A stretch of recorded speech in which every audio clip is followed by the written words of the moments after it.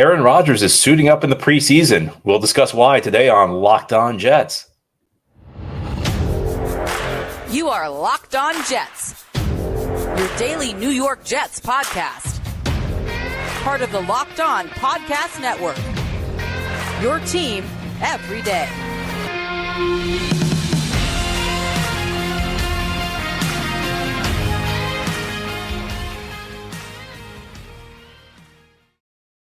Welcome. This is the Locked On Jets podcast, part of the Locked On Podcast Network, your team every day.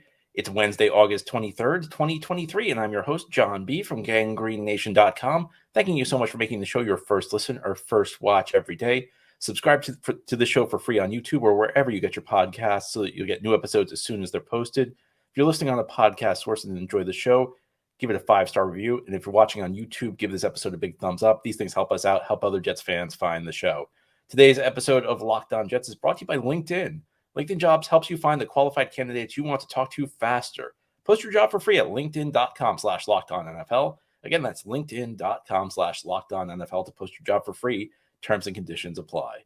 Well, today we have our weekly mailbag. Each Wednesday, we try to do a mailbag show with listener questions. Thanks to everybody who sent in questions. Before we get to our first question, though, I have a birthday wish. A listener named Olina. I want to wish you a very happy birthday.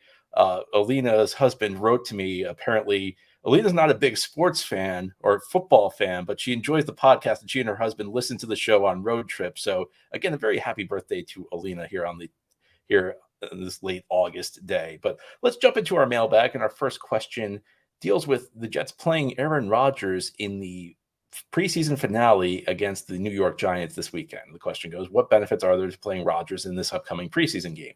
I feel like this is a huge mistake regardless. I have visions of Pennington, Sanchez, and even Wilson. All were hurt in the preseason. It's just not worth the few reps. If he gets hurt, that's cause for Salah to be fired on the spot, in my opinion, regardless if everybody is on board with it and Rodgers wants to play. I hope Salah reconsiders the decision. It's just not worth it. Here's some Jets history in case we all forgot. In 2003, Chad Pennington got hit on his left non-throwing hand and suffered a fractured dislocation. It forced him to miss the first 6 games. This happens in preseason in a game against the Giants. In 2013, Mark Sanchez was lost for the season to a shoulder injury in a preseason game against the Giants. In 2023, Aaron Rodgers is going to start a meaningless preseason game against the Giants. So a lot to digest there. And I discussed it a lot on Monday's show, so I don't want to rehash old points, but I understand the argument. Because Aaron Rodgers is, well, he's Aaron Rodgers. You know, Jets really need him. Jets gave up a lot to get him, and there's a reason the Jets gave up a lot to get him. He doesn't take a brilliant football analyst to tell you Aaron Rodgers is a great quarterback. And I think there's always a concern when you lose a guy in a preseason game. And through the last couple of years, my views on preseason have changed quite a bit. I used to think it was totally useless. And there's been a couple things that changed my mind. I mean, one of them was the pandemic year when there was no preseason, and you actually saw injuries go up in early season, regular season games because players were not ready. And I think one of the challenges teams have right now is that practices don't really simulate game action anymore because there's less hitting that goes on in practices than there used to be. I think part of it's, just the whole player safety movement. I think, well, part of it's obviously that the players don't want intense practices anymore because it really takes a lot out of them.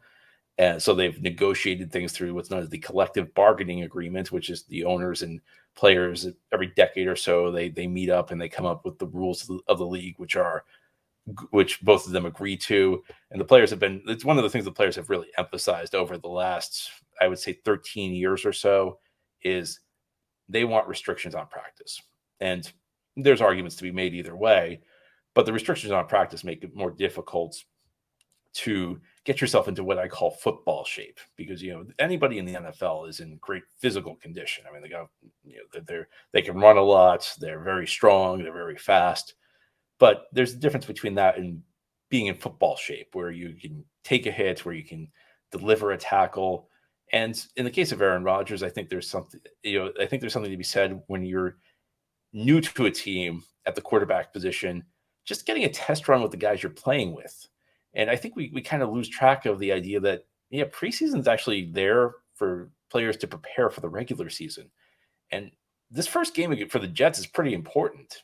It's against the Buffalo Bills. Now, I understand, the Jets lose this game. It's not going to be the end of the season. In fact, every single season we've had Locked On Jets, I've done a show the week between week 1 and week 2, the overreaction week show, because the week after the week between week 1 and week 2, between your first and second game of the year is what's known as overreaction week, because if you win, everybody thinks you're going 17-0. And if you lose, everybody thinks you're going 0-17. And the truth is, it's a long season, lots of ebbs and flows. So I don't want to overstate how important that Buffalo game is. But look, it's a game at home against your biggest rival in the division, or the biggest competition in the division, a team that's at the top of the AFC, a consensus top 3 team in the conference. This is a chance to bank an early win. And if you're the Jets, you're focused on making the playoffs, first of all, but you're also focused on playoff seeding. And these head-to-head games really matter a lot, because they come to play for tiebreakers, whether you're talking the head-to-head tiebreaker, whether you're talking the division record tiebreaker, even the conference record tiebreaker, common opponents. This game really matters a lot. And you want this team to be firing on all cylinders entering this game. And I think sometimes what you see is teams kind of blow off the preseason. They don't use it to prepare. And sometimes it works. I don't think that there's a one-size-fits-all solution. But I think that there are teams that start off really slowly each year. And I get that there's a risk in playing guys in preseason.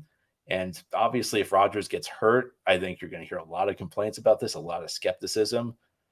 But I think that there's something to be said for, there's also a risk that your team's not ready to go if you don't utilize these preseason snaps enough. And I think it's just, if there's a mistake against the Giants, if Garrett Wilson cuts a route off a little bit shorter than Aaron Rodgers is expecting, and there's an interception, and that's not, it's not to say Garrett Wilson's doing something wrong or Aaron Rodgers is doing something wrong. It's just, it takes time for a quarterback and receiver to get comfortable with each other, to get on the same page.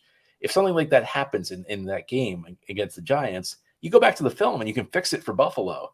Whereas if you don't play these guys in the Giants preseason game, and maybe the mistake happens in the regular season, maybe it costs the Jets a game. So there's a risk to putting Aaron Rodgers out there, but I think we forget that there's also a risk to not putting him out there. Is the team going to be ready to go? And listen, I can't imagine the Jets are putting him out there if he doesn't want to play. Now, I would object to this if Rodgers just decided, you know what, I don't need any preseason reps. It's one of those things where I kind of defer to Rodgers, because I think he knows what he needs to do to prepare for the season. This is something you've heard a lot, and even Rodgers has talked about it. He knows how to prepare for the season. And this came up like during the OTAs, where the question is, are these valuable or not? And Rodgers said something that I had always kind of suspected, that they have value for younger players, but older players all have like their own routines, their own methods of getting ready. If Rodgers did not feel like he would benefit from this, he wouldn't have done it. And I think it's pretty clear the Jets are very deferential to Aaron Rodgers right now in a number of different ways. And I'd imagine the top way they're probably deferential to him is understanding what they need to do, or what he's asking of them to get him ready for the season. So I understand it. But, here's the other thing. Just because Chad Pennington got hurt against the Giants in 2003, and just because Mark Sanchez got hurt against the Giants in 2013, that doesn't mean the Jets quarterback is going to get hurt against the Giants in the preseason game in a year that ends in 3. That's just a coincidence. So I don't worry about omens like that. Those were just chance things. Just because those happened in the past doesn't mean they're going to happen again. Now, ahead here on the Locked On Jets podcast, we will continue this weekly mailbag show. We're going to talk about the Jets rookie class. What are expectations for them? Obviously, they're not going to be as great as last year's rookie class. And I think we need to keep that in mind. I'll discuss that in a little bit more detail as we continue this Wednesday edition of the Locked On Jets podcast. Today's episode of Locked On Jets is brought to you by Bird Dogs. Bird Dogs make you look good. Bird Dog stretch khaki shorts are designed to fit slimmer through the thigh and leg, giving you a truly sculpted look. Bird Dog shorts do the exact same thing as Lululemon, but fit way better. They're way better than regular shorts that are made of stiff, restricting cotton. Bird Dogs fixed this issue by inventing cloud knit fabric that looks just like khaki but stretches, so you get a way slimmer fit without having to sacrifice movement. And Bird Dogs uses anti-stink sweat wicking fabric that keeps you cool and dry all day long. Bird Dogs make you look great. I mean, I'm not sure I'm the most fashionable guy in the world, but I think even I look good wearing my Bird Dogs. So go to birddogs.com/LockedOnNFL or enter promo code LockedOnNFL for a free white tech hat with your order. Again, that's birddogs.com/LockedOnNFL or promo code LockedOnNFL for a free white tech hat. You won't want to take your bird dogs off. That much we promise you. Thank you so much for making Locked On Jets your first listen or first watch every day. A big shout out to you everydayers. This is a daily podcast covering the New York Jets. We have new episodes each day, Monday through Friday through the week, bonus episodes as needed. And a big shout out once again to you Jets fans in the United Kingdom. I'm in London this week. I unfortunately leave tomorrow. I wish I could stay a little bit longer. Just an absolutely gorgeous city, an amazing city. I'm having so much fun in London. But today we're having our weekly mailbag show. Let's move on to our next question. It's about the Jets rookie class. John, what are your early impressions of this Jets rookie class? It does not appear any of them are in line to start, and only Will McDonald will get any semblance of playing time. Tippmann is the most disappointing so far, as I would have assumed a high second-round center would be able to win a starting job as a rookie if he was any good. So I think there are a couple things to remember here. I think one is, and this is just natural, this is just something any of us would do. You're probably comparing these guys to last year's rookie class, which there's just no way they could measure up when you get two rookies of the year and the third impact player in Breece Hall, and then even some guys who contributed like Michael Clemens. That's a once in a decade class if you're lucky. So I think it's just natural to compare it to the Sauce Gardner and Garrett Wilson and Breece Hall rookie class and say, well, that's not that good. The thing is, like, every rookie class is going to look bad compared with those guys. The number two thing I would say to remember is that this was generally viewed as a draft that was not very good, that it just was not a talented draft class. And I think that also factors into the consideration here is that not just that the Jets lacked the high impact talent. Pretty much everybody is lacking the high impact talent in the draft class. And a third thing I'll say is you have to remember the Jets had a lot of surplus draft capital last year. They had 2 first-round picks, 2 second-round picks. This year, they were kind of at a deficit because they did not have a third-round pick. With all the maneuvering they made, they trading Elijah Moore in a pick swap and then sending 1 pick to Green Bay for Aaron Rodgers. Jets essentially were without a third-round pick this year. So they were at a deficit, which means your class is not going to be as good. When you have an extra first and an extra second versus a year where you have one first-round pick, 1 second-round pick, and no third-round pick, your draft class is not going to look as good. So all this is to say, it's not going to be as good of a draft class. Now, Will McDonald was not a guy I was expecting to do big things this year. I think he was a guy who's a bit of a project, and we'll see what he can do. I would hope that he'll at least contribute a little bit to the Jets this year, but I don't know that he's a guy you were looking for big things from. And I think as part of this shows you that the Jets are in a much better spot roster-wise than they used to be, because Will McDonald used to have to be pressed into the starting lineup immediately because they had nobody else on the defensive line. They had no other pass rushers. And this was true at a lot of positions. You could talk about all of the wide receivers who struggled with route running their rookie seasons, who had to go into the lineup because the Jets just had nobody at the receiver position. Stephen Hill's one example, Denzel Mims. It's nice to have actual depth where these rookies can kind of come along at their own pace. Now, as far as Tippmann goes, I do think it was reasonable to expect him to be able to step into the starting lineup. Historically, if you look at centers who were drafted around that point in the process, in the round 40 or so, they're usually plug and play guys. I was more concerned with Tippmann a few weeks ago because there were suggestions he was playing with the third team and he was not making a serious push to start. And it seems at least like the reports have been more optimistic on him the last couple of weeks. I think the preseason, he's looked pretty solid. He's probably a little bit behind where you'd want him to be, but the Jets do have a credible starter at center. And I think that's a key point, is that centers who are drafted around 40, it's not often you have a center the caliber of Connor McGovern as the incumbent. So I was a little concerned with Tippmann a little while back, but I feel more comfortable with him now a little bit. And sometimes what happens is, a guy may not be ready to play week 1, but he just keeps improving. There's steady improvement during training camp, which sounds like the way things have been going with Tippmann. And then the improvement continues on the practice field during the season. And then eventually you get to a point where you say, okay, this guy can play. And maybe it's week 4, maybe it's week 8. So I don't want to pass judgment too early on Joe Tippmann, because for all we know, he could be in the lineup by October. Listen, we know the Jets have some question marks on this offensive line, and we know that injuries happen. I mean, if you watch the Jets last year, I don't need to tell you that occasionally guys get hurt on the offensive line. Of course, that's an understatement based on what the Jets did last year. So Tippmann's probably going to get an opportunity to play at some point. And it could be a situation, I know it's a different position, different side of the ball, but I remember back in 2004, Jonathan Vilma, the Jets drafted him out of Miami. He was a linebacker, but he was not a week one starter. Early in the season, Jets suffer an injury. Vilma goes in and he never gives the job up until Eric Mangini comes, but we won't go there. But Vilma essentially, even though he wasn't starting week one, he stepped in and, he was ready to go. It's really easy to forget this. Last year, Garrett Wilson was not starting for the Jets week one, which, maybe that wasn't such a great call by the Jets coaching staff, but he earned his spot on the field. And after week two, where he had over 100 yards, 2 touchdowns, and the game winner in the miracle victory over the Cleveland Browns, that spot was his forever. He was never going to step out of the starting lineup again. So, I think patience is important. I see sometimes, so a few weeks ago when there was talk that Tippmann was playing with the third team, my response was, I'm a little concerned about that. I think that was fair. There were people who declared Joe Tippmann was a bust his first training camp before his first NFL regular season game. To me, that was taking it a little bit too far. I think it's still a long story with Tippmann. I think that if he hasn't gotten on the field by the end of the season, it would be a little bit concerning, but I'm willing to give this more time.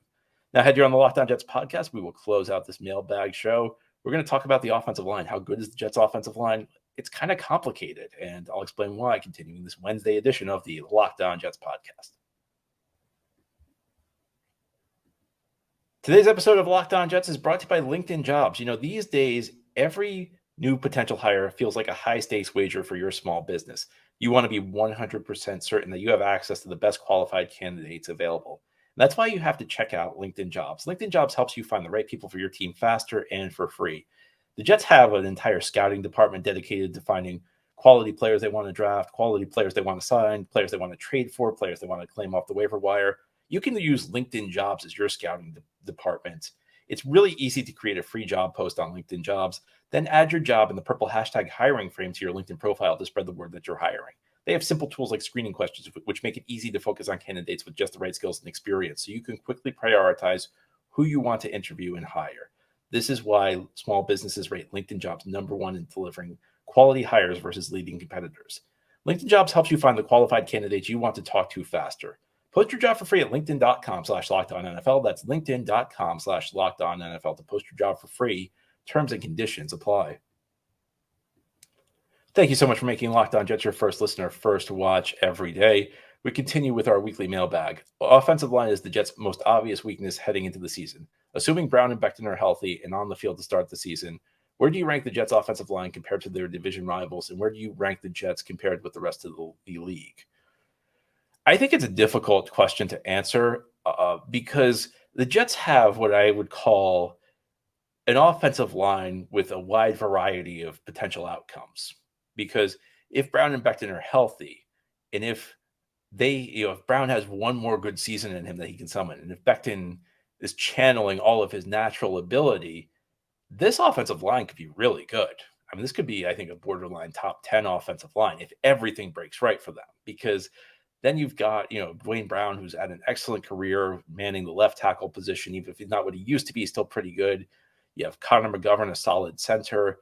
Elijah Vera-Tucker, budding young player at left guard. And Becton, talented player at right tackle. I got to be honest, I'm not big on Tomlinson right now. I know there's hope that he can bounce back. I'm not sure how optimistic I am about that. But, something if Laken Tomlinson's your 5th best offensive lineman, you're in really good shape. So, like the boom scenarios, I think this could be like a borderline top 10 offensive line. Of course, there's a scenario where it doesn't go well. In fact, there's a scenario where this line could be so bad that it drags down the rest of the team. And, maybe Aaron Rodgers does not have the season we're all hoping he has if the offensive line does not do its job. It's going to be interesting to see how this thing shuffles out, because the question is, will Brown be ready to go? Last year, he had that injury that just got announced like a few days before the first regular season game, and it knocked him out the first couple of weeks. So, and of course, Becton was already gone by that point. By the time the Jets signed Dwayne Brown, Mekhi Becton had already suffered a season-ending injury, so the Jets had to reshuffle. I think part of this is just And I think it's true across the league. I think it's true no matter what position you're talking about. A big part of this is just about injury luck. You just hope that guys don't suffer a ton of injuries. And, if that's part of the story of the Jets offensive line last year. I mean, the offensive line that we're putting on the field by the end of the season was ridiculous. And a lot of it was just based on how many injuries that they suffered. So hopefully they are, able to have better health this year. And, I don't know that I think Becton is always going to be an injury concern, but a lot of injuries on the offensive line are just about bad luck, where a guy just rolls on your knee and you suffer, you go down. I mean, I don't want to say durability is a myth, because I do think there are guys who are very durable. Nick Mangold almost never missed a game when he was with the Jets. DeBrickashaw Ferguson missed one snap his entire career. But there's also luck that goes into it. I think the hope is that the Jets have a little bit better injury luck this year than they did last year. And we'll see what happens. I think that if Becton's in the lineup, the starting lineup, and it sounds like Becton is starting against the Giants on Saturday. So hopefully that's a good sign. Hopefully that's a sign Becton's proved himself to the coaching staff. That's a big deal, because I think if you got Billy Turner at tackle, it's just not as good. Billy Turner is a fine depth player at this point. I don't trust him really as a starter, though. And the offensive line is critical for a couple of reasons. And I think it deals with some specifics of the skill players the Jets have. Aaron Rodgers, I think, is probably going to be confined more to the pocket than he's been at any point in his career. Yes, there's still going to be some times where he's able to get on the run and throw, but I think those will be less than they used to be. Aaron Rodgers is still as smart as he's ever been, though. So it's not like Aaron Rodgers, if you give him time, he will pick apart a defense. You got to give him the time, though. And with Breece Hall coming back from an injury, you've got to lean more on your other backs. And I know Dalvin Cook being in the mix will certainly help things out, but Breece Hall could break off big runs no matter what the blocking was. I don't even think Dalvin Cook will help the team. I don't even think Dalvin Cook can do that. I think Dalvin Cook can break a run here or there, but he needs some blocking. So having Becton and Vera Tucker together next to McGovern, we have three strong run blockers on the right side. That can make a big difference for this team in their run game. And of course, if the run game's going well, it takes pressure off Aaron Rodgers. As Rodgers still should be very good this year. He is approaching 40, so you want to put you want to take something off his plate. You're still going to lean a lot on Aaron Rodgers, but if he has to do a little bit less because you're running the ball effectively, that's important. You're depending on the offensive line for that. I think there are some offensive lines where you look at this, you head into the season, you go, that's a great offensive line. There are offensive lines you look at, you say, that's a terrible offensive line. I think the Jets, it depends. You see a pathway where it could be very good. You see a pathway where it could be very bad. I think that their ceiling is probably around, I don't know, maybe 11th or 12th, and their floor is very low. Anyway, that's all for today's episode. This has been the Locked On Jets podcast, part of the Locked On Podcast Network. Your team every day is our motto. As always, if you enjoy the show, hit the subscribe button where you're watching or listening so that you'll never miss an episode. If you're listening on a podcast source, give this show a 5-star review. Helps us out, helps other Jets fans find the show. Same goes if you're watching on YouTube. Give this episode a big thumbs up. Have a great Wednesday, everybody. We'll be back tomorrow to talk more Jets.